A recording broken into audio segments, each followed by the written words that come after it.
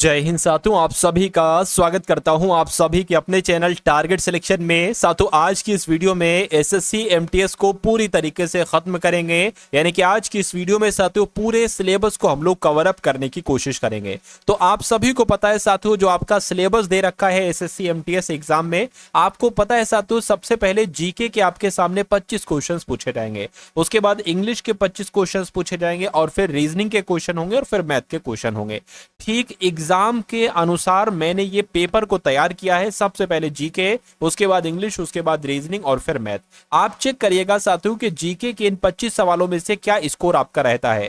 क्या 13 से 14 का स्कोर आपका रहता है? अगर इतना रहता है तो बहुत अच्छा रहता है, ठीक है ना। चलिए, तो पहला सवाल आपकी स्क्रीन पर है कि भारत का राष्ट्रीय पशु क्या है? चीता, तेंदुआ, बाघ। अगर आपका जवाब साथियों बाघ है, भारत का राष्ट्रीय पशु बाघ है, आपका जवाब बाघ है, तो बिल्कुल सही हो जाएगा। अयोध्या शहर जो है ना, ये बहुत फेमस साथियों नगरी है। अयोध्या नगरी किस नदी के किनारे स्थित है, किस नदी के तट पर स्थित है? तो आपको याद रखना है सरयू नदी के तट पर स्थित है। और जो लोग भी ऑप्शन नंबर सी के साथ हैं तो बिल्कुल करेक्ट है। अगला देखिए, ब्रह्मपुत्र नदी के बारे में बहुत पूछा जाता है बार बार कि ब्रह्मपुत्र नदी के तट पर कौन सा शहर स्थित है? तो डिब्रूगढ़ शहर स्थित है साथियों। राइट आंसर आपका जाएगा सी के साथ। उसके बाद देखिए, उत्तर प्रदेश के किस शहर को राष्ट्रीय राजमार्गों का चौराहा कहा जाता है? क्या वाराणसी को कहते हैं, प्रयागराज को, अलीगढ़ को, या कानपुर को? तो मैं कहूंगा साथियों कानपुर को कहा जाता है राष्ट्रीय राजमार्गों का चौराहा। और कानपुर कहां पर है? तो उत्तर प्रदेश में है। उसके बाद देखिए, कह रहे झीलों की नगरी, क्या साथियों झीलों की नगरी किसको कहा जाता है? फटाफट मुझे बताइए। यह क्वेश्चन बहुत इंपॉर्टेंट है और आपके एग्जाम में आपको देखने को जरूर मिल सकता है। झीलों की नगरी की अगर बात करें तो साथियों उदयपुर को कहा जाता है झीलों की नगरी। अगला देखिए, बताइए फोर्ट विलियम साथियों ये कहां पर स्थित है? बताइए। तो ये कहां पर स्थित है? मैं कहूंगा ये कोलकाता में स्थित है, फोर्ट विलियम। अगला देखिए, निम्नलिखित में से किस पर्वतीय स्थल के नाम का अर्थ वज्रपात स्थल है? तो दार्जिलिंग आपका जवाब हो जाएगा। आंसर आपका ऑप्शन नंबर ए होगा। कह रहे कि भारतीय चमड़ा अनुसंधान संस्थान ये कहां पर स्थित है? तो ये तो साथियों चेन्नई में स्थित है। कहां पर? चेन्नई में स्थित है भारतीय चमड़ा अनुसंधान संस्थान। राष्ट्रीय डेयरी अनुसंधान संस्थान कहां पर स्थित है? तो राष्ट्रीय डेयरी अनुसंधान अगर आपसे पूछे तो साथियों कहां पर स्थित है? हरियाणा राज्य में स्थित है। हरियाणा में कहां पर? तो हरियाणा के करनाल में स्थित है। यह सवाल कई बार आपके एग्जाम में पूछा जा चुका है और इस बार भी एसएससी एमटीएस के एग्जाम में पूछा जाएगा। अगला देखिए, कह रहे कि यूनेस्को का वैश्विक विरासत स्थल खजुराहो। तो खजुराहो किस राज्य में स्थित है? साथियों मध्य प्रदेश में, उत्तर प्रदेश में, उत्तराखंड, छत्तीसगढ़ में कहूंगा ये मध्य प्रदेश में स्थित है खजुराहो। अगला देखिए, जयपुर में एक महल है, ठीक है, जिसे सवाई प्रताप के द्वारा बनवाया गया था, सवाई प्रताप सिंह के द्वारा बनवाया गया था। उस महल का नाम क्या है? मैं कहूंगा उस महल का नाम साथियों हवा महल है। तो हवा महल कहां पर स्थित है? जयपुर में। सवाई प्रताप सिंह के द्वारा इसको बनवाया गया था। के प्राचीन बंदरगाह सोपारा ये निम्नलिखित में से किस राज्य में स्थित है? साथियों बताइए। तो ये पता कहां पर स्थित है? ये महाराष्ट्र में स्थित है। महाराष्ट्र आपका जवाब हो जाएगा। उसके बाद देखिए, निम्नलिखित विकल्पों में से भारत का सबसे व्यस्त अंतर्राष्ट्रीय बंदरगाह कौन सा है? तो सबसे व्यस्त अंतर्राष्ट्रीय बंदरगाह अगर आपसे कभी भी पूछे तो आपको मुंबई बंदरगाह बता देना है। राइट आंसर आपका ए होगा। अगला देखिए, अरबों ने किसके नेतृत्व में भारत पर पहला सफल आक्रमण किया था? तो किसके नेतृत्व में साथियों? ये तो बहुत इंपॉर्टेंट क्वेश्चन है। मोहम्मद बिन कासिम, आप लोग याद रखेंगे, मोहम्मद बिन कासिम के नेतृत्व में भारत पर पहला सफल आक्रमण किया गया था। अगले नंबर का सवाल है, अरबों ने सिंध पर विजय कब प्राप्त की? साथियों बताइए। तो 712 ईस्वी में अरबों ने सिंध पर विजय प्राप्त की, ये भी आपसे पूछा जाता है। अगले नंबर का सवाल आपकी स्क्रीन पर कह रहा है, 1872 में भारत के वायसराय लॉर्ड मेयो की हत्या कहां पर कर दी गई थी? तो कहां पर कर दी गई थी साथियों? पोर्ट ब्लेयर में कर दी गई थी। किनकी हत्या? लॉर्ड मेयो की हत्या। कब? 1872 में। उसके बाद देखिए, अगला सवाल है साथियों, अभी आपके सामने करंट अफेयर के भी क्वेश्चन में लेकर आए हो। 25 क्वेश्चन में से 20 क्वेश्चन जीके के और 5 क्वेश्चन साथियों करंट अफेयर के, तो उनको भी देखिएगा क्योंकि आपके एग्जाम में 5 से 6 7 तक करंट अफेयर के सवाल साथियों पूछे जा सकते हैं। इतना आपको ध्यान रखना है। यानी कि जैसा आपका पेपर होगा, अगर आप यहां से पढ़ाई करते हैं, मेरा मानना है कि जीके आप बहुत अच्छी करोगे। उसके अलावा इंग्लिश आपको ऐसी पढ़ा दूंगा कि ये समझ लीजिए 25 सवाल आएंगे और 25 में से 25 क्वेश्चन आपके बिल्कुल सही होंगे। रीजनिंग और मैथ में मैं आपको साथियों इतना पढ़ा दूंगा कि जो आपका 5 भरे का लेवल है उतना साथियों कर दूंगा। जीके भी आपकी शानदार करवा दूंगा। लेकिन अगर आप चैनल पर नए हैं और आपने अभी तक इस वीडियो को लाइक नहीं किया है तो वीडियो को लाइक कर दीजिए। टारगेट सिलेक्शन चैनल को सब्सक्राइब कर लिया और जो वीडियो मैं आपको दूं उसमें जो क्वेश्चन है उनको आपने तैयार कर लिया, तो ये समझ लीजिए पेपर आपका पास कहलाएगा, पेपर आपका ये एमटीएस का साथ क्रैक हो जाएगा। क्योंकि ये आईएएस पीसीएस का पेपर नहीं, इसके लिए बहुत अधिक नहीं पढ़ना है आपको, जितना पढ़ाया जा रहा है उतना पढ़िए, थोड़ा बहुत एक्स्ट्रा अगर आप पढ़ना चाहते हैं तो पढ़ लीजिएगा। चलिए इस सवाल की बात करें, कह रहे कि ये कथन, कौन सा कथन, कि मुझ पर किए गए प्रहार भारत में ब्रिटिश शासन के ताबूत में आखिरी कील है, ये किस स्वतंत्रता सेनानी से संबंधित है? ये बात पता किसने कही थी? लाला लाजपत राय के द्वारा ये बात कही गई थी। अगला सवाल देखिए, करके भारतीय संसद के दोनों सदनों यानी कि लोकसभा और राज्यसभा की बात चल रही है, तो लोकसभा और राज्यसभा की जो संयुक्त बैठक है ये किस संबंध में होती है? तो ये किस संबंध में होती है? ये साथियों साधारण विधेयक के संबंध में होती है। आंसर आपका ऑप्शन नंबर सी होगा। उसके बाद देखिए, कह रहे जिला न्यायाधीश की नियुक्ति कौन करते हैं बताइए?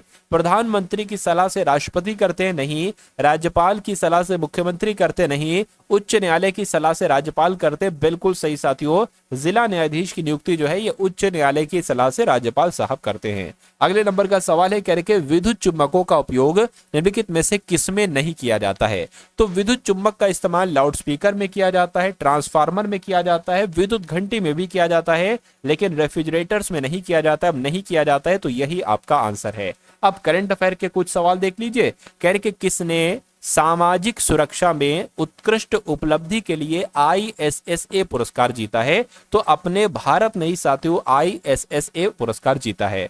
उसके बाद देखिए, कह रहे कि किसने भुगतान नियामक बोर्ड की स्थापना की है? तो भुगतान नियामक बोर्ड की स्थापना रिजर्व बैंक ऑफ इंडिया के द्वारा की गई है। राइट आंसर आपका बी होगा। भारत के डिजिटल भुगतान परिदृश्य में तेजी से हो रहे विस्तार को देखते भारतीय रिजर्व बैंक ने एक बड़ा संरचनात्मक बदलाव करते हुए, ये थोड़ा सा कट गया है साथियों, कोई दिक्कत नहीं, जो मेन सवाल था वो मैंने आपको बता दिया है। अगला देखिए, इसके बाद यही लिखा होगा, ये जो सवाल है ना, इसके बाद यही लिखा होगा, करते हो कि भुगतान नियामक बोर्ड की स्थापना आरबीआई ने की है, ये लिखा होना चाहिए। अगला सवाल आपकी स्क्रीन पर है, कह रहे कि तमिलनाडु साइंटिस्ट अवार्ड से किसको सम्मानित किया गया? तो ये मोस्ट इंपॉर्टेंट क्वेश्चन है, वीवीआईपी सवाल आपकी स्क्रीन पर है। आपको याद रखना है साथियों, डॉक्टर आर्थर जेम्स इनका नाम है और इनको तमिलनाडु साइंटिस्ट अवार्ड से सम्मानित किया गया है। मीराबाई चानू ने विश्व भारोत्तोलन चैंपियनशिप 2025 में कौन सा पदक जीता है? तो मैं कहूंगा साथियों इन्होंने रजत पदक जीता है। ये भी अच्छा सवाल है, आ सकता है। साथियों अगर आप अपने एसएससी एमटीएस 2025 वाले एग्जाम को साथियों क्रैक करना चाहते हैं तो आपके लिए कुछ पीडीएफ को साथियों तैयार किया गया है। पहली पीडीएफ, दूसरी पीडीएफ और साथियों तीसरी पीडीएफ। आखिर इन तीनों पीडीएफ में आपको क्या मिलेगा ये मैं आपको बता दे रहा हूं। सबसे पहले आपको साथियों पहली पीडीएफ में मिलेंगे 10 मॉडल पेपर, यानी कि जैसे आपका इस बार पेपर आएगा ना साथियों, वैसे आपको 10 मॉडल पेपर मिलेंगे। हर एक मॉडल पेपर में रीजनिंग भी है, मैथ भी है, जीके भी है और इंग्लिश भी है और करंट अफेयर भी है। उसके अलावा साथियों देखिए, एसएससी एमटीएस के पेपर की बात करें तो पिछली परीक्षाएं जो हो चुकी है एसएससी एमटीएस की, उन परीक्षाओं में आए हुए सवाल आपको देखना चाहिए, यानी कि प्रीवियस ईयर पेपर भी आपको सॉल्व करना चाहिए, क्योंकि यहां से डायरेक्ट आपको तकरीबन 50 से 50% के आसपास क्वेश्चंस को देखने को मिलते हैं, क्योंकि एग्जामिनर पिछले पेपर में जो एमटीएस के हुए हैं पिछले सालों में, वो डायरेक्ट वहां से कई सारे क्वेश्चंस ले लेता है। तो आपको एक तो ये पीडीएफ दी जाएगी सॉल्यूशन के साथ, एक ये दी जाएगी, उसके अलावा तीसरी पीडीएफ आपको दी जाएगी इंपॉर्टेंट करंट अफेयर के क्वेश्चंस की। और उसके अलावा मैं आपको बता दूं साथियों, इन सारे क्वेश्चंस की बात करें, हर एक क्वेश्चन के नीचे उसका पूरा सॉल्यूशन है, उसका पूरा आंसर है। अगर उस क्वेश्चन से संबंधित जो कुछ क्वेश्चंस बनते हैं वो भी उसके नीचे ही साथियों टाइप हैं, ठीक है ना। तो ये पीडीएफ आपको सिर्फ और सिर्फ 45 रुपीज में दी जा रही है। डिस्क्रिप्शन में लिंक है, उस लिंक पर आप क्लिक करेंगे, एसएससी एमटीएस पीडीएफ लिखा होगा डिस्क्रिप्शन में, वहां पर आप क्लिक करेंगे तो आप हमारे व्हाट्सएप पर आ जाएंगे, वहां पर आप 45 का पेमेंट करेंगे तो ये तीनों पीडीएफ आपको साथियों वहीं पर भेज दी जाएंगी। अगर आप परीक्षा से पहले पहले इस पीडीएफ को देख लेते अच्छे तरीके से तो मेरा मानना है कि आपका ये पेपर बहुत आराम से साथियों क्रैक हो जाएगा।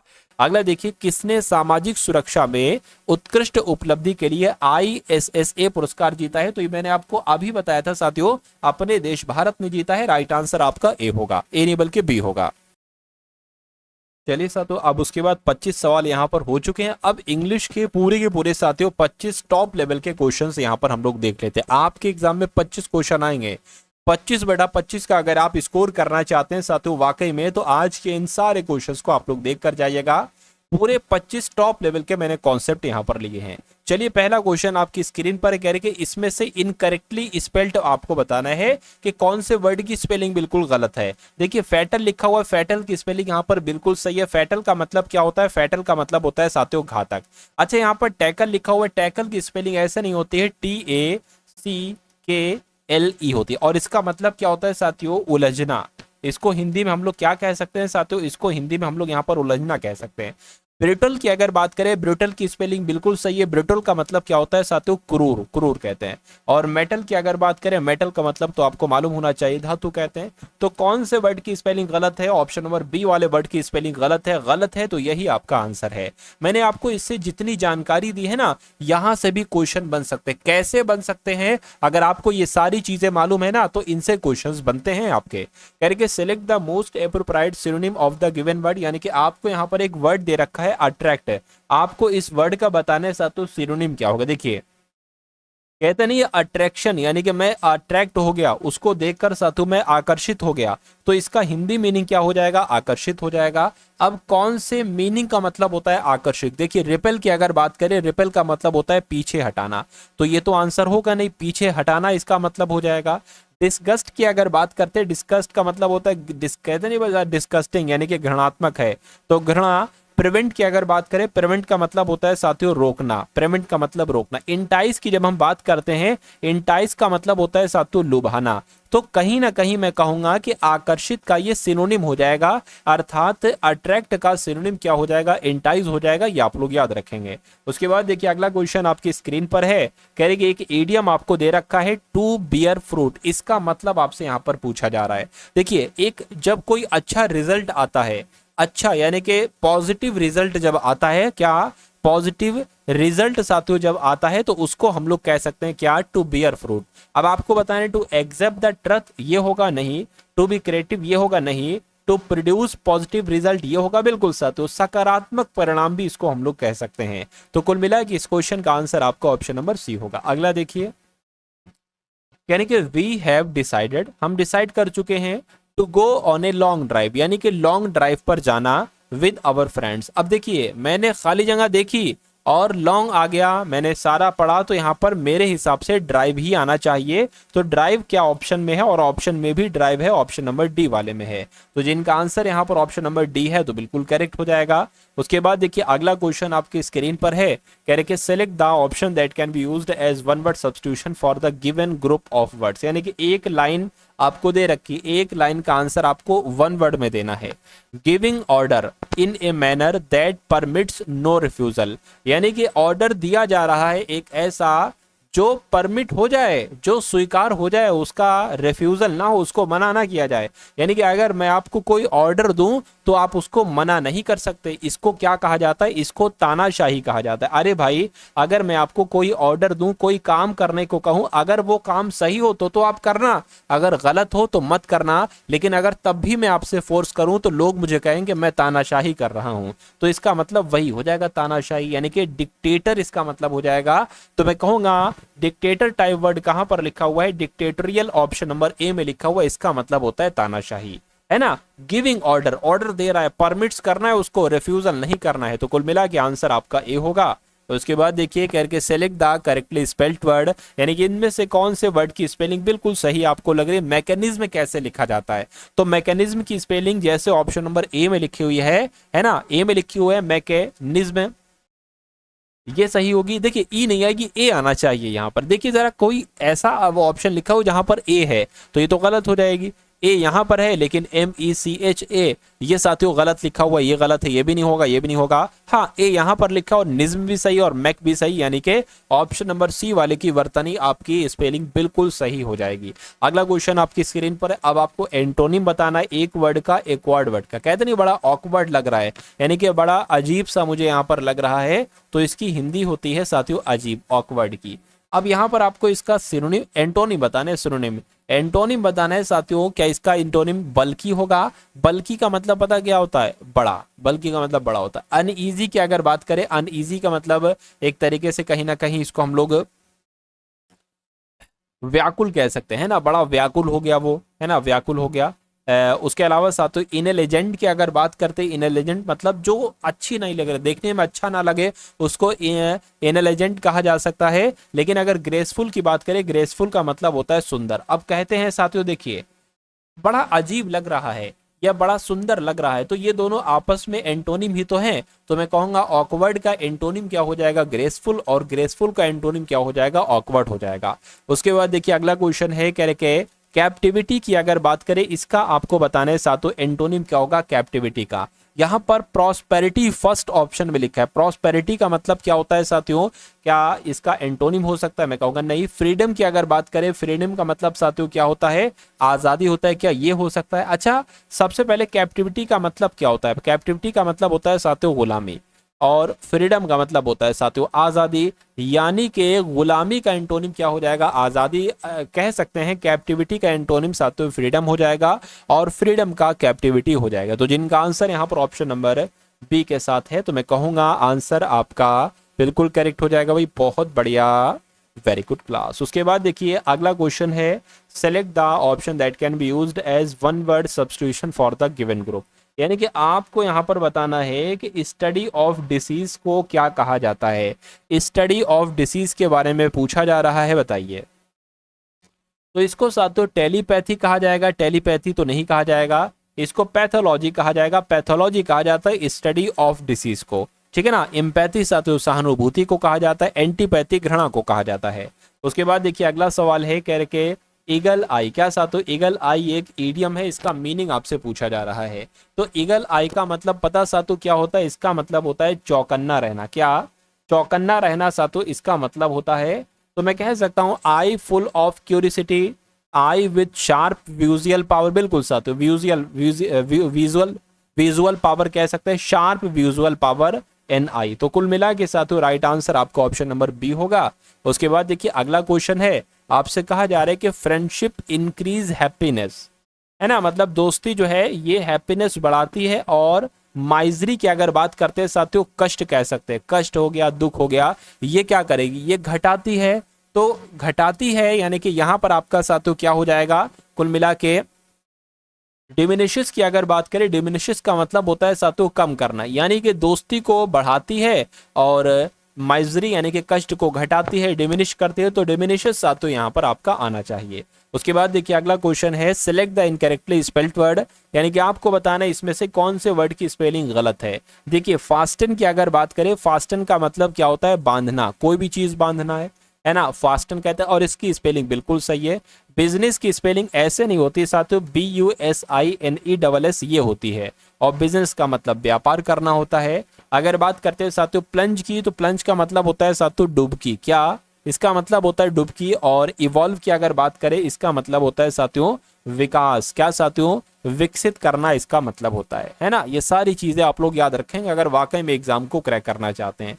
उसके बाद देखिए कहा जा रहा है कि in imaginary place where everything is perfect, यानी कि एक ऐसी जगह, इमेजिनरी प्लेस है वो जहां सब कुछ ओके है, सब कुछ परफेक्ट है, उसको क्या कहा जाता है, ये आपसे पूछा जा रहा है। तो उसको पता है यूटोपिया कहा जाता है, क्या कहा जाता है साथ, तो उसको यूटोपिया कहा जाता है, ये बात आपको याद रखना चाहिए। उसके बाद देखिए अगला क्वेश्चन है, कह रहे कि natural skill at doing something, यानी कि अगर आप कुछ कर रहे हो तो वो आप अपनी नेचुरल स्किल से कर रहे हो, यानी कि वो नॉर्मली जैसे सारे काम आप करते हो वैसे कर रहे हो, तो उसको हम आदत कहते हैं। क्या कहते हैं, उसको हम आदत कहते हैं। भाई जैसे मैं सारे काम करता हूँ वैसे ये करता हूँ, क्यों, क्योंकि मेरी तो आदत है। क्या है साथों, मेरी तो आदत है। और आदत को सेंस कहते हैं, नहीं। आदत को पैशन कहते हैं, नहीं। आदत को नेक कहा जाता है, तो नेक आपके इस क्वेश्चन का राइट आंसर हो जाएगा। कह रहे कि select the option that can be used as one word substitution for the given group of words, यानी कि a person who investigates and solve crimes, यानी कि अपराध को, एक ऐसा बंदा, एक ऐसा पर्सन जो क्राइम्स को, अपराध को इन्वेस्टिगेट्स करता है और उसको सॉल्व करता है, उसको क्या कहा जाता है, आपसे पूछा जा रहा है। तो उसको साथियों डिटेक्टिव कहा जाएगा। और डिटेक्टिव कहां पर लिखा हुआ है, ऑप्शन नंबर सी में लिखा है। देखिए इन्वेंटर का मतलब होता है आविष्कारक, क्या साथियों, इन्वेंटर का मतलब क्या होता है, इन्वेंटर का मतलब आविष्कारक होता है। एक्सप्लोरर की अगर बात करते हैं साथियों, जो खोज करने वाला होता है, क्या साथियों, जो खोज करने वाला होता है ना, उसको एक्सप्लोरर कहा जाता है। और इन्विजिलेटर की अगर बात करें, इसको कहते हैं साथियों निरीक्षक, क्या कहा जाता है, इसको निरीक्षक कहा जाता है। इतनी चीजें आप लोग याद रखेंगे। उसके बाद देखिए अगला सवाल है, कह के एक वर्ड आपको दे रखा है मोनोटोनस, इसका आपको साथियों एंटोनिम बताना है। मोनोटोनस का मतलब पता क्या होता है, जैसे कि उबाऊ एक वर्ड होता है, आपने सुना होगा उबाऊ, के बड़ा, ये बंदा बड़ा उबाऊ है, है ना, मोनोटोनस है। तो अब इसका उल्टा आपको बताना है साथियों। देखिए वैराइड की अगर हम बात करते हैं साथियों, वैराइड का मतलब क्या होता है, कहते नहीं वैराइड मतलब तरह तरह के, है ना, तरह तरह का। चलिए कोई दिक्कत नहीं। चेंजिंग मतलब क्या होता है साथियों, बदलना होता है, चेंजिंग मतलब बदलना होता है। और इलेबोरेट करना यानी कि उसको विस्तार से बताना, उसको विस्तृत करके बताना। और चेयरफुल की अगर बात करें, चेयरफुल साथियों हंसमुख कह सकते हैं इसको हम लोग। तो अब आप सोच कर बताइए कि उबाऊ का इसमें से उल्टा मीनिंग क्या हो सकता है। देखिए बदलना नहीं हो सकता, विस्तृत भी नहीं हो सकता भाई, हंसमुख भी नहीं हो सकता। हाँ हंसमुख हो सकता है साथियों, हंसमुख भी हो सकता है, और तरह तरह का ऐसे भी हो सकता है। उसके बाद देखिए अगले नंबर का साथियों क्वेश्चन है, कह रही कि रिलायबल, यहाँ पर एक वर्ड दे रखा है और इसका आपसे पूछा जा रहा है साथियों सिनोनिम क्या हो जाएगा। रिलायबल की अगर बात करें, रिलायबल का सिनोनिम आपसे पूछा जा रहा है, तो इसका मतलब क्या होता है, इसका मतलब होता है साथियों भरोसेमंद। जैसे हम लोग कहते नहीं भाई ये हमारे लिए भरोसेमंद आदमी है, तो भरोसेमंद इसकी हिंदी हो जाएगी, है ना। अब आपको इसका सिनोनिम बताना है, तो किसका मतलब साथियों, ट्रस्टेड का मतलब भरोसेमंद होता है, इंटेलिजेंट का मतलब, फॉर्चुनेट का मतलब, वेल्दी का मतलब, मैं कहूंगा ट्रस्टेड का मतलब भरोसेमंद होता है। यानी कि रिलायबल का सिनोनिम साथियों क्या हो जाएगा, ट्रस्टेड हो जाएगा। उसके बाद देखिए अगला क्वेश्चन आपकी स्क्रीन पर है, कहने के आशा हैज, अब खाली जगह है, the house beautifully for the party, यानी कि आशा अपने घर को, है ना, ब्यूटीफुल बना रही है, पार्टी के लिए सजा रही है। तो खाली जगह में क्या आएगा साथियों, सजाने को कहते हैं डेकोरेट करना, यानी कि डेकोरेटेड आपका आंसर आ जाएगा। उसके बाद देखिए अब यहां पर कहा जाता है कि इसमें 4 सेगमेंट आपको दे रखे हैं, इसमें ग्रामेटिकल एरर है। Their dog is more better trained than our dog, यानी कि यहां पर अगर बात करें, यहां पर एक हो गया द देयर डॉग इज, यहां पर तक तो सही है साथियों। मोर बेटर साथियों यहां पर नहीं आना चाहिए, सिर्फ बेटर आएगा। तो मोर बेटर में दिक्कत है, मोर बेटर नहीं आएगा, सिर्फ बेटर आएगा, यानी कि their dog is better trained than our dog, है ना। चलिए अगला क्वेश्चन देखिए, इनकरेक्टली स्पेल्ड वर्ड, इसमें आपको बताना है कौन से वर्ड की स्पेलिंग आपको गलत लग रही है। अगर बात करते हैं साथियों क्वेश्चन की, तो यहाँ पर इसका मतलब क्या होता है, क्वेश्चन को कहते हैं साथियों हिंदी में तकिया। तो क्वेश्चन आपका साथियों तकिया हो गया। को स्टडी यहाँ पर लिखा, को स्टडी नहीं होना चाहिए साथियों, कस्टडी होना चाहिए, यानी कि CUS, है ना, और TODY, कस्टडी होना चाहिए। इसका मतलब होता है हिरासत में ले लिया, क्या, हिरासत में ले लिया, इसका मतलब होता है कस्टडी। करटेल की अगर बात करते इसका मतलब होता है साथियों पर्दा। चलिए कस्टर्ड की अगर बात करते, कस्टर्ड क्या होता है, एक डिजर्ट करके होता है साथियों। तो कुल मिला के कौन से वर्ड की स्पेलिंग गलत है, ऑप्शन नंबर बी वाले वर्ड की स्पेलिंग गलत है, तो वही आपका जवाब है। यानी कि द प्रोटेस्टर्स, खाली जगह, when the police used tear gas, यानी कि प्रोटेस्टर्स ने फिर क्या किया होगा, जब पुलिस ने टीयर गैस यानी कि आंसू गैस का इस्तेमाल किया, तो वो भाग गए होंगे। वेव्ड, क्या वेव्ड मतलब भागना होता है साथियों, नहीं, वेव्ड मतलब का मतलब होता है लहराया। तो लहरा थोड़ी ना जाएंगे जब पुलिस ने टीयर गैस का इस्तेमाल करा। रिग्रेट की अगर बात करें कि भाई उनको पछतावा होने लगा, पछतावा वो बाद में करेंगे, है ना, पछतावा जो है ना वो तो बाद में करेंगे, पहले तो वो भागेंगे, इधर उधर हो जाएंगे, तितर बितर हो जाएंगे, है ना। असम्बल्ड की अगर बात करते हैं, असम्बल्ड मतलब होता है इकट्ठा होना, तो इकट्ठा थोड़ी ना हो जाएंगे। डिस्पर्स की अगर बात करें, डिस्पर्स का मतलब होता है साथियों तितर बितर हो जाना, यानी कि जब पुलिस ने आंसू गैस के गोले छोड़े तो वो तितर बितर हो गए, यानी कि डिस्पर्स्ड हो गए। उसके बाद देखिए एलिफेंट इन द रूम, ये एक ईडियम है, इस ईडियम का मतलब आपसे साथियों पूछा जा रहा है, बताइए। देखिए एक ईडियम है एलिफेंट इन द रूम, इसका मतलब क्या होता है साथियों, जिसके मान लीजिए कोई दिक्कत है, किसी को भी दिक्कत है, लेकिन उस दिक्कत या उस समस्या के बारे में लोग बात नहीं करना चाहते, तो वहां पर इस्तेमाल होता है एलिफेंट इन द रूम। तो अब आता है इसका answer, an extremely fat person sitting, ये तो नहीं होना चाहिए। ए वाइल्ड अनटैम्ड एनिमल, एनिमल का तो कोई जिक्र ही नहीं किया गया है, कहने के an obvious issue left unaddressed due to its sensitivity, बिल्कुल साथियों एक इशू है ना, जो एक तरीके से अनएड्रेस्ड है ड्यू टू इट्स सेंसिटिविटी की वजह से। तो कहीं ना कहीं जो मैंने आपको बताया उसके अकॉर्डिंग ऑप्शन नंबर सी आपका जवाब हो जाएगा। उसके बाद देखिए अगला क्वेश्चन है, कहने के रवि टोल्ड हिज फ्रेंड्स, क्या लिखा हुआ, रवि टोल्ड बैक सून, ऐसे नहीं होगा, रवि टोल्ड हिज फ्रेंड, यानी कि रवि ने अपने फ्रेंड्स को बताया कि ही वुड रिटर्न, उसके बाद यहां पर आएगा साथियों रिटर्न के बाद बैक सून, टाइपिंग मिस्टेक होगी, बैक सून यहां पर आना चाहिए, है ना। चलिए कोई दिक्कत नहीं, जैसे रवि टोल्ड ये एक हो गया, है ना। उसके बाद हिज फ्रेंड के बाद एक हो गया, 4 सेगमेंट हो गया। दिक्कत आपको बताने, इसमें दिक्कत साथियों कहां पर आपको लग रही है, चलिए देखिए।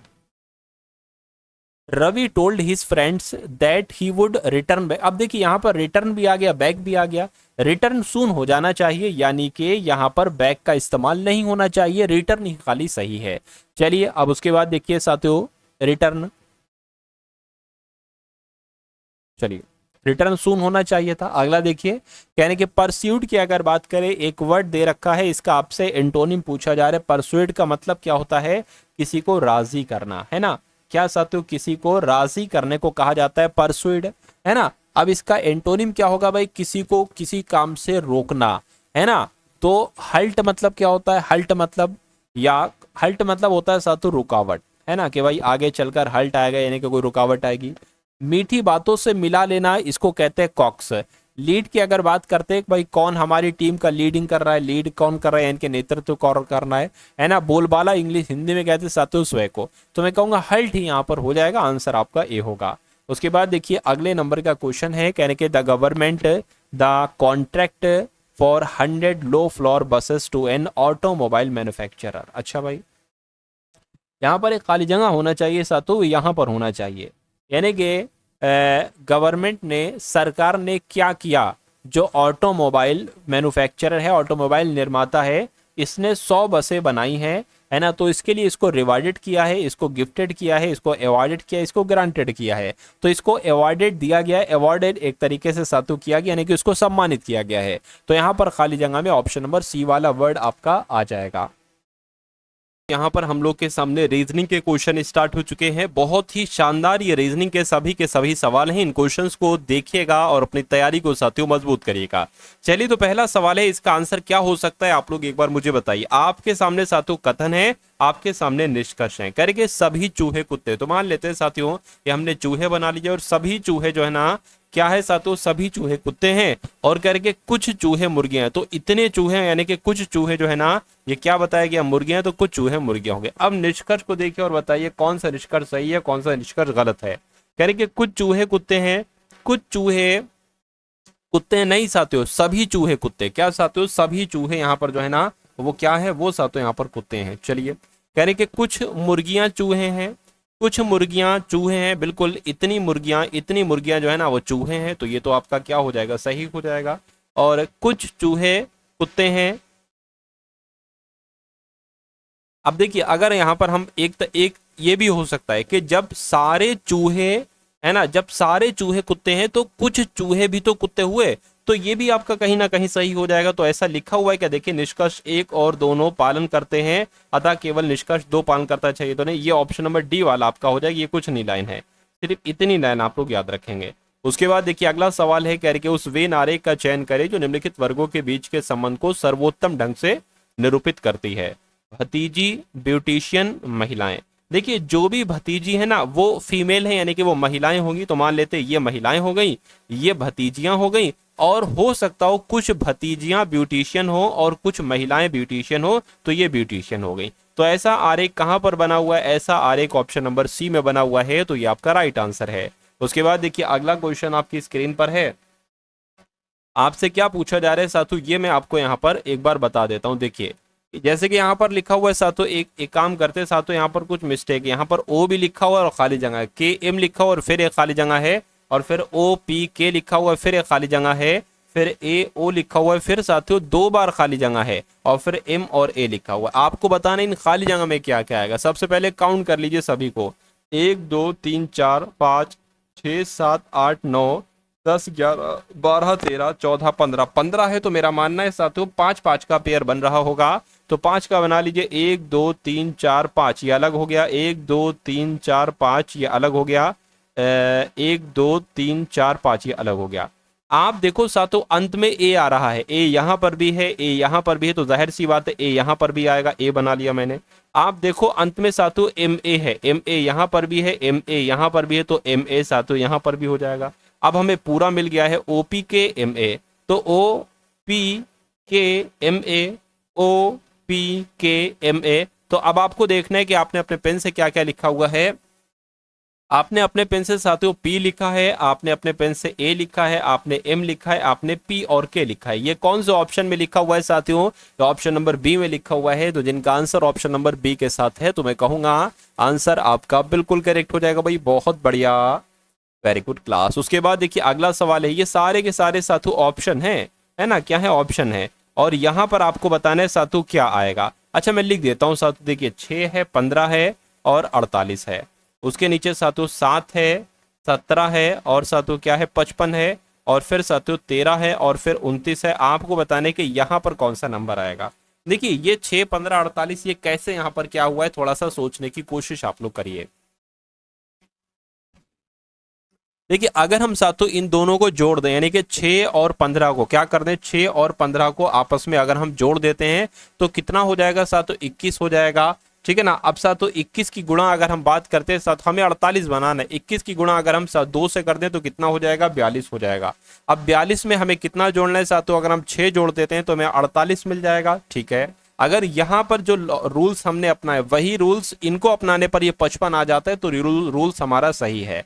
अब 7 17 से 55 कैसे बनाया गया है? देखिए ये दोनों आपस में जोड़ेंगे, यानी कि 7 + 17 पहले करेंगे तो कितना हो जाएगा साथियों? मेरे हिसाब से 24 हो जाएगा, है ना। तो 24 यहाँ पर साथियों आ जाएगा। अब 24 की गुणा भी 2 से कराई जाएगी तो कितना हो जाएगा? 48 हो जाएगा। अब 48 में कितना प्लस किया जाएगा? 55 साथियों यहाँ पर आ जाए। देखिए यहां पर सातों 7 ऐड किया जाएगा, बिल्कुल 7 ऐड, पहले 6 ऐड किया था अब 7 ऐड किया गया है, तो मेरे ख्याल से अब उसके बाद 8 ऐड किया जाएगा, कोई दिक्कत नहीं। एक काम करिए, पता है ये 6 क्यों ऐड किया? क्योंकि यहां पर ये 6 है। ये 7 क्यों ऐड किया गया? क्योंकि यहां पर 7 है। अच्छा ये है, ठीक है, और जानकारी मिल गई। अब देखिए 13 + 29 को आप सबसे पहले जोड़िए, कितना आ जाएगा? ये 12 हो गया, 9 3 12 हो गया और ये 4 हो गया, है ना। अब इसकी गुणा 2 से कराइए तो कितना आ जाएगा? 2 दूना 4 और 8 आ जाएगा यहाँ पर। अब इसमें कितना जोड़ना है? 13 जोड़ना है, क्योंकि ये नंबर 13 यहाँ पर है। तो जोड़ लीजिए साथियों, 84 और 13 कितना हो जाएगा? ये 7 हो गया, ये आपका यानी कि 107 हो गया। क्या 107 कहीं ऑप्शन में है? 13 + 29, 13 + 29 की अगर बात करें कितना हो जाएगा? 9 3 12, है ना, 12 का 2 हासिल लगा 1 3 4 42 हो गया, 42 दुना। अच्छा 42 दुना की अगर बात करें 84 हो गया, है ना। 84 की अगर बात करें, 84 में अब 13 जोड़ें, अगर 84 में अगर 13 हम जोड़ते हैं तो ये 7 आता है, 97 आएगा। 107 कैसे लिख दिया? 10 बढ़ा के बाद तो बोल रहा हूं मैं। तो 97 साथ तो यहाँ पर आएगा, और 97 कहाँ पर लिखा हुआ है? ऑप्शन नंबर डी में लिखा हुआ है। तो जिनका आंसर यहाँ पर ऑप्शन नंबर डी के साथ है तो बिल्कुल करेक्ट हो जाएगा। उसके बाद देखिए अगला सवाल है, कहा जा रहा है आपसे कि रेड को 39 लिखा जाता है, डॉग को 26 लिखा जाता है, तो वाई ए के वैक को क्या लिखा जाएगा? अब मुझे ऐसा लग रहा है जैसे कि आर की अगर हम बात करें ना, देखिए यहां पर अगर हम बात करें आर की अगर बात करें, आर के जो लेटर्स हैं उनको आप जोड़ लीजिए एक बार। जैसे आर 18 पर आता है, ए 1 पर आता है, टी 20 पर आता है। बी 18 और 1 19 हो जाएगा, 19 और 20 39 ही तो होता है, ये 39 ही तो लिखा हुआ है ना। उसी प्रकार देखिए डी 4 पर आता है, ओ 15 पर आता है, जी 7 पर आता है, 7 4 11 हो जाएंगे, यानी कि ये तो 26 हो जाएगा, और यहाँ पर भी 26 लिखा हुआ है। तो वाई 25 पर आता है, ए 1 पर आता है, के 11 पर आता है, तो ये कितना हो गया साथियों? 25 35 36 37 हो गया। क्या 37 ऑप्शन में है? बिल्कुल लिखा हुआ है, ऑप्शन नंबर सी में लिखा हुआ है। तो जिनका आंसर ऑप्शन नंबर सी है तो बिल्कुल करेक्ट है। साथियों अगर आप एमटीएस के एग्जाम में रीजनिंग और मैथ के सेक्शन में बहुत अच्छा स्कोर करना चाहते हैं तो ये क्लास साथियों आपको डेली मिलेगी। आपको इन क्लासेस को डेली देखना होगा बहुत अच्छे तरीके से। मेरा मानना है कि एग्जाम आपका बहुत आराम से क्रैक हो जाएगा। चलिए अब बात करते हैं साथियों, यहाँ पर अगर बात करें, कहा गया है कि जैसे 7 से 113 बनाया गया है, ठीक है, वैसे ही साथियों यहाँ पर क्या 15 से 481 बनाया गया है, ठीक है। उसके बाद आपसे पूछा जा रहा है कि यहाँ पर 11 से साथियों कौन सा नंबर बनाया जा सकता है? एक बार फटाफट आप लोग मुझे बता दीजिए। देखिए 7 से 113 बनाना है तो क्या टेक्निक हम अपना सकते हैं? काम करते साथ तो इस नंबर का हम स्क्वायर कर लेते हैं, तो कितना हो जाएगा? 49 हो जाएगा, है ना। अब 49 हो गया। अच्छा 49 की अगर हम 2 से गुणा करते हैं तो कितना हो जाएगा? ये तो 98 हो जाएगा, 98 हो गया। अब हम इसमें कितना प्लस करें मुझे बताइए जरा। अब हम इसमें कितना प्लस करें?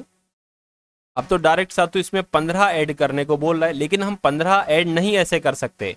हम क्या करेंगे? हम इस 7 का, है ना, हम इस 7 को प्लस कर सकते हैं, यानी कि 7 का गुणा, यानी कि प्लस 7 गुणा 2, है ना, और फिर हम प्लस कर सकते हैं 7 1, ऐसे आएगा 113। तो ये क्या हो जाएगा, 14 हो जाएगा, यानी कि 98 और 14 कितना हो जाएगा, 98 और 14 कितना हो जाएगा साथियों, 12 हो गया, ये आपका 10 11 यानी कि 112 हो गया, और इसमें एक ये जोड़ दिया तो कितना हो गया, 113 हो गया, यानी कि इसको कैलकुलेट करके 113 आ गया है। अच्छा, यहां पर भी सेम वही लॉजिक लगा होगा, जैसे कि 15 है, जैसे हमने 7 का स्क्वायर कराया था तो 15 का स्क्वायर कराएंगे, कितना आ जाएगा साथियों, 225 आ जाएगा। अब इसकी भी हमने गुणा 2 से कराई थी, इसकी भी गुणा 2 से कराई, देखिए कितना आता है, 2 पंजे आपका 10 आ गया, 2 दूना 4 और 1 5 हो गया, 2 दूना 4 यानी कि 450 आ गया। इतनी बात क्लियर है? अगर इतनी बात क्लियर है तो बिल्कुल सही। अब इसका हमें गुणा 2 से, जैसे कि हमने इसकी गुणा 2 से कराई थी, ऐसे हम इसकी गुणा 2 से कराएंगे तो 15 दूना 30 आ जाएगा, और उसके बाद हमने 1 जोड़ा था तो इसमें भी हम 1 जोड़ेंगे, है ना, तो ये 480 आ गया। जब 1 जोड़ेंगे, है ना, तो कितना आ जाएगा साथियों, 481 आ जाएगा। कितना आ जाएगा साथियों, यहाँ पर अगर बात करते, किधर गया, ये गया, 480 आ गया, 1 जोड़ेंगे तो 481 आ जाएगा, यानी कि ठीक यही चीज हमें यहाँ पर करना है। सबसे पहले 11 का स्क्वायर कराएंगे तो कितना आ जाएगा, 121 आ जाएगा। 121 की 2 से गुणा कराएंगे तो 2 एकम 2, 2 दूना 4, 2 एकम 2 आ जाएगा। अब इसका हम इसका हम गुणा 2 से कराएंगे, सब में गुणा 2 से की गई है, यानी कि 22 आ जाएगा यहाँ पर साथियों, ठीक है ना। तो इसमें आप 22 जोड़ दोगे और 4 आ गया, 6 आ गया, 2 और फिर प्लस 1 जोड़ दोगे तो 265 आपका यहाँ पर आ जाएगा, और 265 ऑप्शन में भी है, ऑप्शन नंबर सी वाले में। तो जिनका आंसर ऑप्शन नंबर सी के साथ है तो मैं कहूंगा आंसर आपका बिल्कुल करेक्ट हो जाएगा। अब आपको एक आकृति दिख रही होगी, एक सर्किल में आर लिखा हुआ है और कुछ डॉट्स लिखे हुए हैं। आपको ये देखकर बताना है कि जब ये साथियों शीशे में देखोगे आप ना, तो ये कैसी आपको साथियों यहाँ पर देखने को मिलेगी। चलिए, तो कोई दिक्कत नहीं, कोशिश करते हैं साथियों हम लोग, है ना। एक सर्किल मान लीजिए आर ऐसे है, तो ये तो मैं कह सकता हूं आर ऐसे देखने को मिलेगा, बशर्ते, बिल्कुल, है ना। अब देखिए 2 डॉट यहां पर है तो 2 डॉट यहां पर आपके आ जाएंगे, ठीक है ना। उसके अलावा आप 3 डॉट यहां पर है तो 3 डॉट यहां पर आ जाएंगे, ये आ गया। ऐसे ही कहां पर लिखा हुआ है, यहां पर नहीं, यहां पर भी नहीं, है ना, यहां पर भी नहीं, यहां पर लिखा हुआ है, यानी कि ऑप्शन आपका बी होगा। उसके बाद देखिए अगला सवाल है, अभी मैथ के सवाल भी साथियों में आपको कराऊंगा, इसलिए जाना आपको कहीं नहीं है। अगर एमटीएस एग्जाम में आपको बैठना है और इस एग्जाम को फतेह करना है अच्छे तरीके से, तो ये सारी क्लासेस के सारे सवालों के जवाब आपके मनोमस्तिष्क में होना चाहिए। जो मैथ और रीजनिंग के सॉल्यूशन आपको दूं, उनको आपको समझना होगा।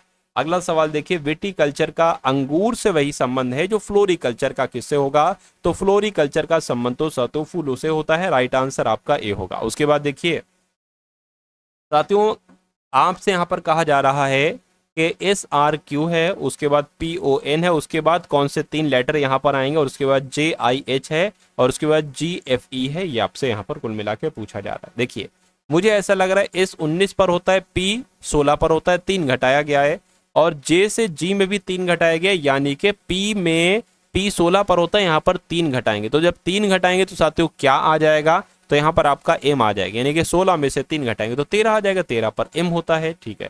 R 18 पर होता है, O है, यानी कि 3 घटाया गया है। I 9 पर होता है, F 6 पर होता है, 3 घटाया गया, यानी कि यहाँ पर भी 3 घटाया जाएगा। O 15 पर होता है, 3 घटाया जाएगा, यानी कि अगर बात करते हैं साथियों L आ जाएगा।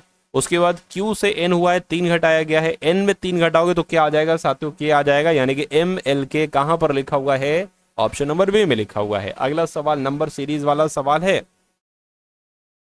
इस सवाल को देखिए और बताइए सही जवाब आपका क्या होगा। करके सबसे पहले 6 है, उसके बाद 22 है, उसके बाद 70 है, उसके बाद 14 है, उसके बाद आपको बताने कौन सा नंबर आएगा, और उसके बाद 1942 ही आना चाहिए। चलिए ट्राई करते हैं साथियों हम लोग यहाँ पर। देखिए अगर हम 6 से 22 बनाए तो मेरे हिसाब से पहले इसकी 3 से गुणा करा लो, 6 तियां 18, है ना, और उसमें साथियों आपको 4 जोड़ना होगा। उसी प्रकार अब आप इसकी गुणा, देखिए मैंने 4 से क्यों नहीं कराई और 2 माइनस क्यों नहीं किया, फिर हमें इसकी भी 4 से गुणा कराना पड़ती, फिर ये 88 हो जाता बहुत ज्यादा, इसलिए मैंने इसकी 3 से गुणा कराई। अब 3 से गुणा इसकी कराई तो इसकी भी 3 से गुणा कराओ, क्या हो जाएगा साथियों 66 हो जाएगा। तो अब 70 लाने के लिए इसमें हमें 4 जोड़ना पड़ेगा, यानी कि इसमें भी हमने 4 जोड़ा तो इसमें भी हम साथियों 4 जोड़ेंगे। इसकी भी गुणा 3 से करो, कितना हो जाएगा 70 3 210, अब 4 जोड़ दोगे तो 214 हो जाएगी, यानी कि इसकी भी गुणा 3 से करो और 4 जोड़ दो, आंसर आपका आ जाएगा बहुत आराम से। चलिए तो 3 चौक 12 हो गया है ना, और 3 एकम 3 4 हो गया, 3 दूना 6 हो गया, इसमें 4 जोड़ोगे आप तो कितना हो जाएगा 6 4 6 यानी कि 646 यहाँ पर आ जाएगा। 646 कौन से ऑप्शन में लिखा हुआ है? ऑप्शन नंबर सी में लिखा हुआ है। तो जिनका आंसर यहाँ पर ऑप्शन नंबर सी के साथ है तो बिल्कुल करेक्ट हो जाएगा। अगला सवाल आपकी स्क्रीन पर है, देखिए सवाल को साथियों और मुझे बताइए आपका जवाब क्या होगा। यानी कि दो बहनों राजनी और रानी की आयु का अनुपात 2:3 है, ठीक है कोई दिक्कत नहीं। 6 वर्ष के बाद उनकी आयु का अनुपात इतना हो जाता है 3:4, तो राजनी की वर्तमान आयु क्या होगी? मान लेते हैं साथियों क्या, तो अगर राजनी की 2x आयु है तो 3x आयु कितनी है? रानी की है। कहने के 6 वर्ष के बाद, तो इसमें 6 जोड़ लीजिए। 6 वर्ष के बाद इनका जो अनुपात होता है आयु का वो 3:4 होता है। राजनी की वर्तमान आयु आपसे पूछी जा रही, राजनी की वर्तमान आयु 2x है, यानी कि आपसे 2x की वैल्यू पूछी जा रही है। चलिए तो x का मान सबसे पहले निकाल दीजिए, फिर 2x का मान भी बहुत आराम से निकल आएगा। तो 4 की गुणा 2 से x से करिए, 4 दूना 8 यानी कि 8x हो गया, 4 छंग आपका 24 हो गया, क्रॉस मल्टीप्लाई होगी 3 तिया 9x हो गया है ना, और 3 छंग 18 हो गया। अब देखिए 9x है ये, बराबर के उधर है 8x, प्लस का है अभी, इधर आएगा तो माइनस का हो जाएगा, ठीक है कोई दिक्कत नहीं।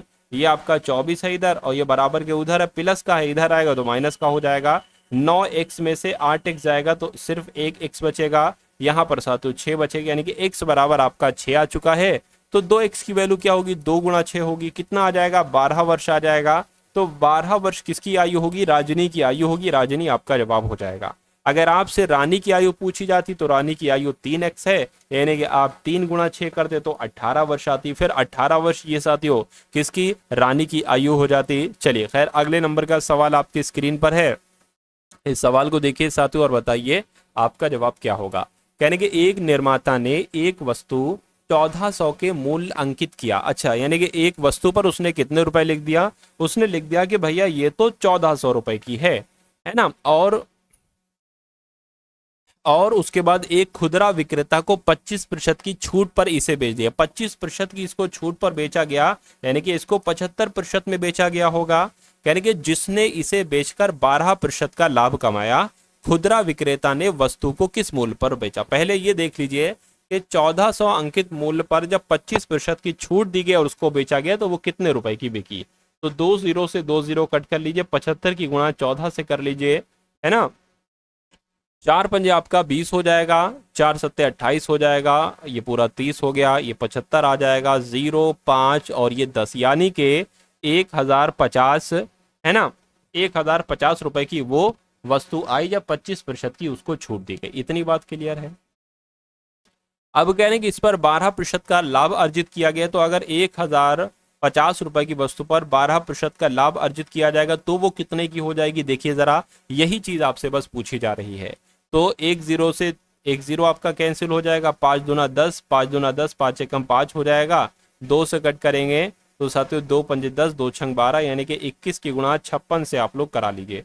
6 एकम 6, 6 दूना 12 हो गया, 5 एकम 5, 5 दूना 10 हो गया, 6 आ गया, 7 आ गया, 1 और 1, यानी कि 1176 रुपए खुदरा विक्रेता ने वस्तु को किस मूल्य पर बेचा होगा? तो साथियों 1176 में बेचा होगा।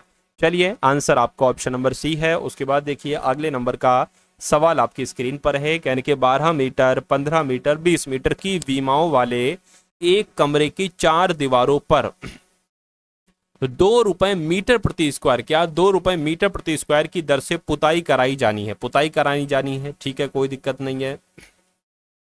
तो एक काम करिए साथियों, कमरे के चारों दीवारों का क्षेत्रफल का सूत्र क्या होता है? क्या साथियों, अगर मैं आपसे कहूं कमरों के 4 दीवारों, क्या साथियों कमरों के 4 दीवारों का क्षेत्रफल साथियों कितना होता है? इसका एक सूत्र होता है 2 ब्रैकेट में L plus B into H। L मतलब लंबाई, B मतलब चौड़ाई, H मतलब ऊंचाई, है ना। तो ये सारी चीजें यहाँ पर आपको दे रखी हैं। 2 हो जाएगा, L प्लस B कितना है? यानी कि 12 प्लस 15, और ऊंचाई कितनी है साथियों? 20 है। तो ये आपका आ गया है। इसको अगर कैलकुलेट करो तो 2 से 20 की करोगे 40 हो जाएगा, और ये कितना हो जाएगा साथियों? आपका 27 हो जाएगा, ठीक है ना। अब 27 की गुणा साथियों 4 से कर लीजिए, 40 से करिए 7 चौक 28 हो जाएगा, 4 दूना 8, 9 10 हो जाएंगे, यानी कि 1080 यहाँ पर आ चुका है। 1080 साथियों यहाँ पर आ गया है। अब आपसे कहा जा रहा है कि भाई इतनी इतनी तो विमाएं हैं एक कमरे की, है ना। तो एक कमरे की 4 दीवारों पर 2 रुपए मीटर स्क्वायर, यानी कि कितने मीटर आया है, 1080 मीटर इसका क्षेत्रफल आया है। यानी कि अगर इतनी विमाओं वाला एक कमरा है तो इसका क्षेत्रफल कितना आया है, 1080 मीटर आया है। लेकिन 1 मीटर का खर्च भैया 2 रुपया है, तो पूरा टोटल खर्चा कितना आएगा ये आपसे पूछा जा रहा है। तो इसकी गुणा आप 2 से करा लीजिए, क्योंकि इतने मीटर है और 2 रुपए 1 मीटर का खर्च आ रहा है। तो इसको कैलकुलेट करिए, देखिए 2 अट्ठे 16 हो गया, है ना, 2 एकम 2, यानी कि 2160 रुपए का टोटल खर्च आएगा। 2160 रुपए आपके इस क्वेश्चन का बिल्कुल सही जवाब हो जाएगा। अगला क्वेश्चन आपकी स्क्रीन पर है, आपसे पूछा जा रहा है कि ए से बी तक के ट्रेन और बस के किरायों का अनुपात, यानी कि कोई दूरी है साथों ए से बी तक की। अगर ट्रेन और बस दो चीजें हैं यहाँ पर, अगर ट्रेन का किराया 3 रुपए है तो बस का किराया 5 रुपए है, या ये भी कह सकते हैं ट्रेन का किराया 30 रुपए है तो बस का किराया 50 रुपए है। कह रहे कि यदि ट्रेन का किराया 15% बढ़ जाता है और बस का किराया 10% बढ़ जाता है तो ट्रेन और बस के नए किरायों का अनुपात क्या होगा। एक काम करिए साथियों, 3 रुपए मान लीजिए किराया है ट्रेन का, इसमें कितना 15% बढ़ाया जा रहा है, यानी कि इसका 115% निकालिए। ठीक है, हम निकाल लेते हैं। एक काम करिए, बस का किराया कितना है, 5 रुपए है, अब इसमें 10% की बढ़ोतरी हुई है तो इसका 110% निकाल लीजिए। तो हमें साथियों ट्रेन और बस के नए किराए पता चल जाएंगे, फिर उसका अनुपात हम निकाल दें, क्या दिक्कत है, कोई दिक्कत नहीं है। देखिए इसको कट करिए पहले, सबसे 5 दूना 10, 5 तियां 15, 5 दूना 10, 0 आ गया यहाँ पर, ठीक है ना। तो ये आपका आ गया साथियों 3 गुणा 23/20 आ गया।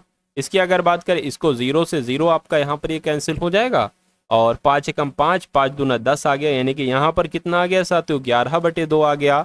कितना आ गया साथियों यहाँ पर आपका, 11/2 आ गया। इतनी बात क्लियर है, चलिए कोई दिक्कत नहीं है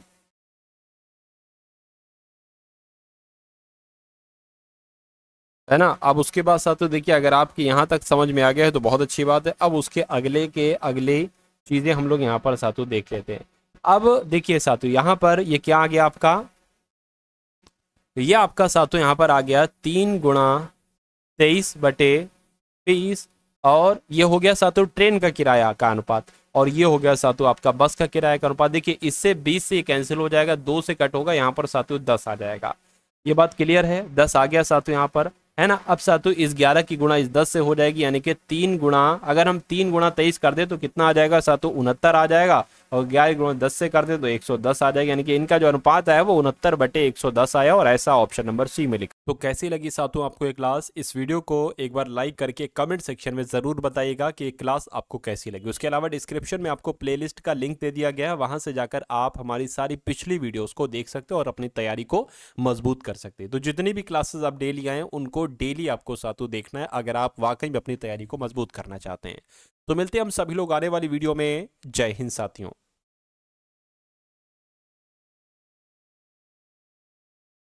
साथियों अगर आप अपने एसएससी एमटीएस 2025 वाले एग्जाम को साथियों क्रैक करना चाहते हैं तो आपके लिए कुछ पीडीएफ को साथियों तैयार किया गया है। पहली पीडीएफ, दूसरी पीडीएफ और साथियों तीसरी पीडीएफ। आखिर इन तीनों पीडीएफ में आपको क्या मिलेगा ये मैं आपको बता दे रहा हूं। सबसे पहले आपको साथियों पहली पीडीएफ में मिलेंगे 10 मॉडल पेपर, यानी कि जैसे आपका इस बार पेपर आएगा ना साथियों, वैसे आपको 10 मॉडल पेपर मिलेंगे। हर एक मॉडल पेपर में रीजनिंग भी है, मैथ भी है, जीके भी है, और इंग्लिश भी है, और करंट अफेयर भी है।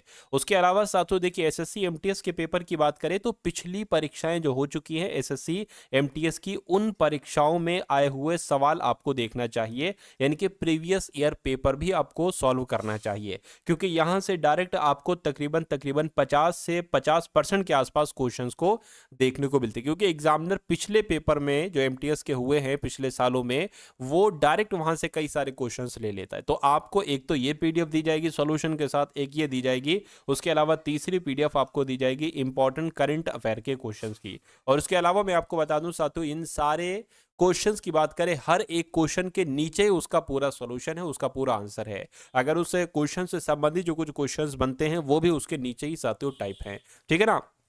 तो ये पीडीएफ आपको सिर्फ और सिर्फ 45 रुपीज़ में दी जा रही है। डिस्क्रिप्शन में लिंक है, उस लिंक पर आप क्लिक करेंगे, एसएससी एमटीएस पीडीएफ लिखा होगा डिस्क्रिप्शन में, वहां पर आप क्लिक करेंगे तो आप हमारे व्हाट्सएप पर आ जाएंगे, वहां पर आप 45 का पेमेंट करेंगे तो ये तीनों पीडीएफ आपको साथियों वहीं पर भेज दी जाएंगी। अगर आप परीक्षा से पहले पहले इस पीडीएफ को देख लेते अच्छे तरीके से तो मेरा मानना है कि आपका ये पेपर बहुत आराम से साथियों क्रैक हो जाएगा। ठीक है ना।